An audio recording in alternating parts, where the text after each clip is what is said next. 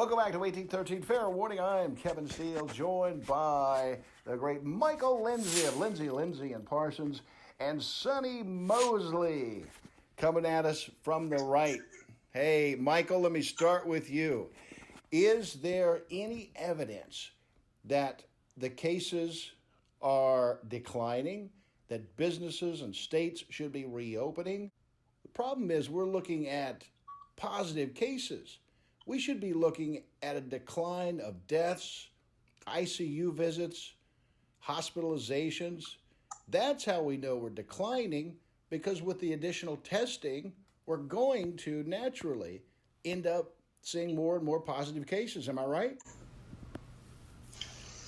As always, Kevin, you are always right about everything, but let's pick a horse in this race. If we're going to make the standard people dying, okay, let's pick that standard.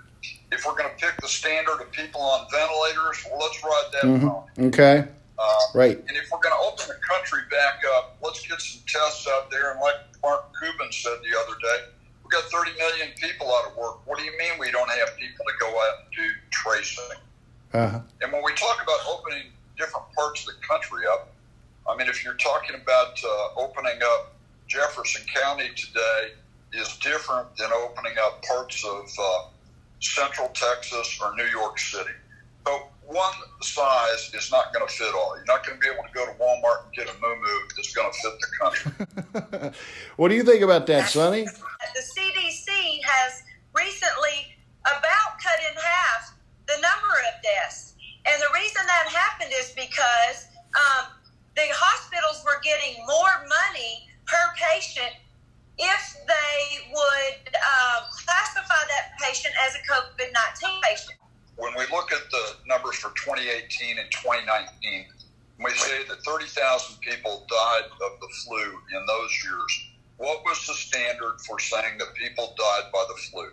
Can we have the same standard applied to COVID deaths this year? That's right. And I think the deaths are being completely underreported at this time.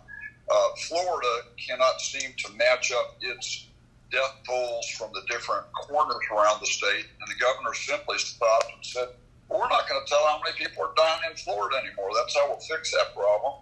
If someone goes on a ventilator, they get $13,000 if someone goes on a ventilator. If they call it COVID-19, they get $32,000 for that same patient. So we have to understand that even the medical profession is ran by, it's all about money.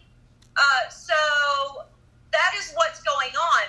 Their states and the hospitals are wanting more funding, so they're calling a lot of these patients COVID. I don't think anything is underreported. I think they are very overreported, and I think that will come out. Sponsored by Tina's Heavenly Touch. Get in on the Mother's Day drawing this week. Relax, renew, find a new you. 861-2116, Tina's Heavenly Touch. Vintage Motor Works. Restoration, repair the classics. Your classic car specialist, Vintage Motor Works. Sutton and Jacobs, a proud sponsor of 1813, proudly accepting referrals. 833-1100, Sutton and Jacobs. Insure Life Agency and Kimberly Tamborella. Health coverage you can trust at a price you can afford. Insure Life Agency. Papa John's. Try the Papadillas. $6. Better than a sandwich. Papa John's. Crazy Cajun Beaumont. A new menu, new entertainment. The best and biggest crawfish in town. Crazy Cajun Beaumont. A new twist on Cajun.